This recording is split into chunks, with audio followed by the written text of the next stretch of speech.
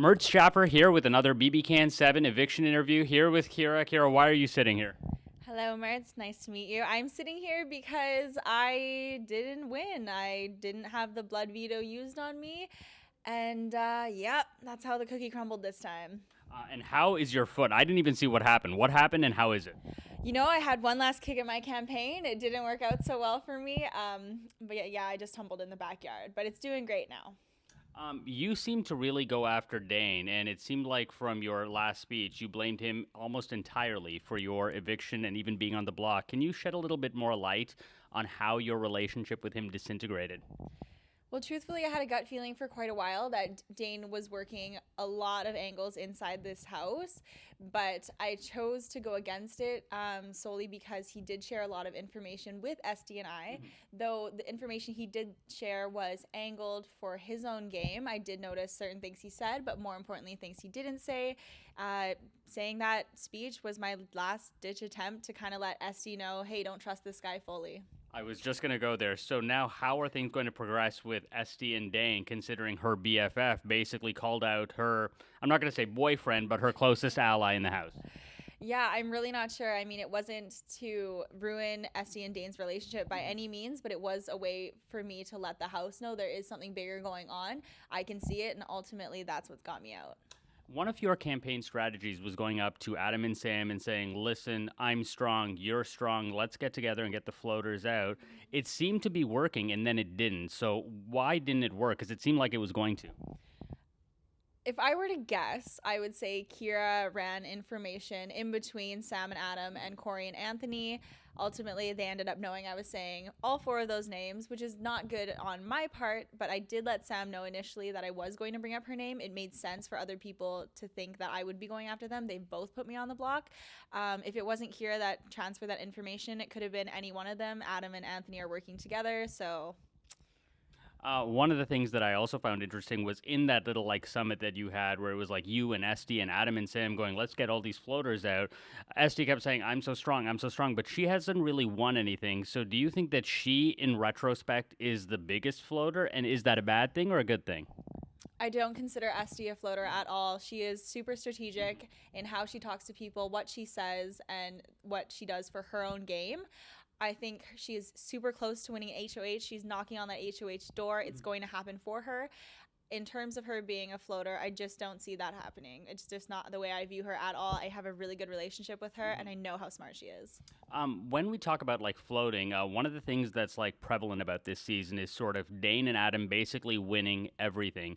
In that regard, what do you think is a better Big Brother player? Like somebody like those guys who sort of come up big when it matters, or somebody like Este who's doing all this stuff that, like you said, behind the scenes? Like, what's a better Big Brother player?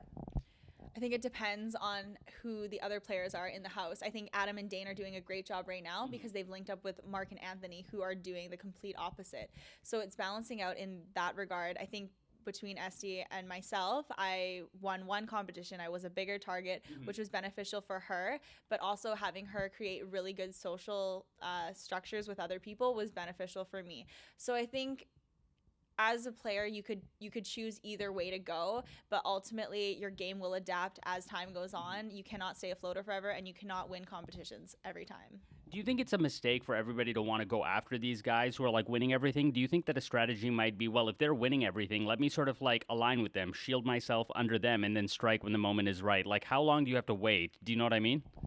Well, let me tell you something, Murtz. If I had been in that house still and won this HOH, I would have taken a shot. Yes, but you see what I'm saying, though, right? Like, if they keep winning, don't you think it would be good to sort of, like, be on their side? Because they have all these people that aren't winning anything. It's just Adam and Dane and then, like, Anthony and Mark floating. Is that a good strategy? It seems to be working for them right now, but I don't think it's going to work for them all the way. When triple eviction time comes, Adam and Dane, if they don't win, they're going home. Mark is going to slide on by, and so will Anthony. I think one of the trigger points of this season was when Chelsea was the HOH and she took out Kailyn. Do you think that that HOH was a mistake in hindsight? Was that the time to make a move?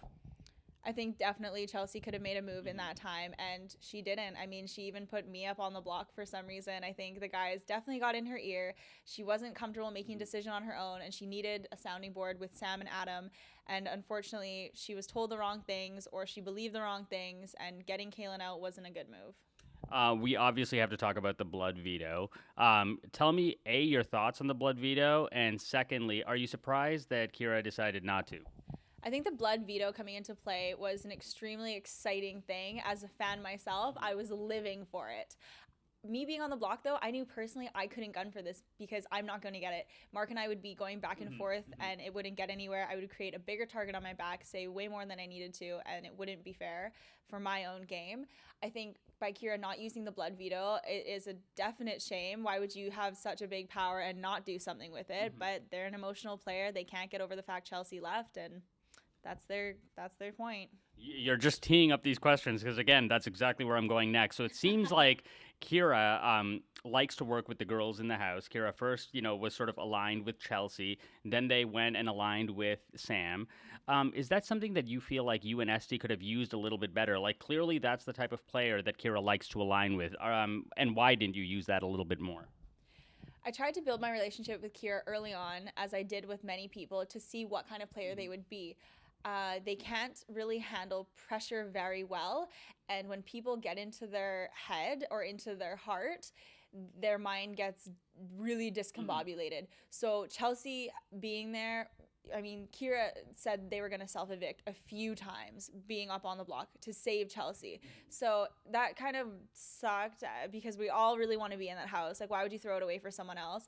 But then them having this power, I really did hope they would do something. It would have been nice if we could have worked together.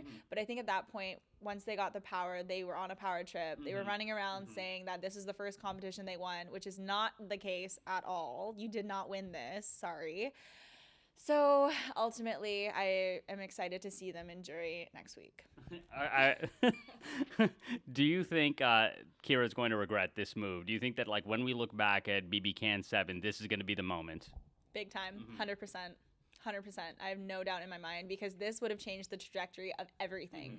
I knew what was going on. I spoke up about it at the last minute, and they still didn't let it go that I was a part of Chelsea leaving, but they seem to forget Chelsea put me up a week earlier.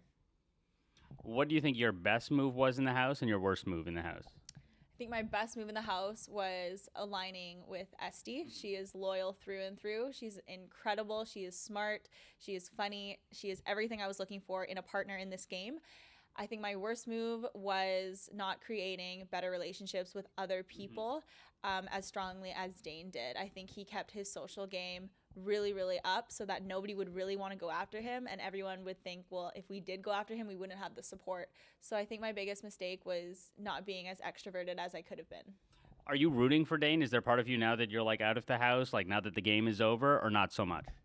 There is a part of me that is definitely rooting for Dane, but it's a weird, bittersweet kind of feeling because I know how good he is. I knew how smart he was the second we started getting closer, and he was showing me how he would count things and everything like that. But he is a huge reason why I left. I mean, I took the bullets for Dane this time, and whether he wins or not, we're going to be friends outside of the house. If Este and Dane get married, will you be a bridesmaid at the wedding? I would be the maid of honor, and if I wasn't, I wouldn't be attending. Amazing. And what's the best part about being on Big Brother Canada? Everything. Absolutely everything. This is an experience like no other. I feel so grateful. I will remember this whole thing forever.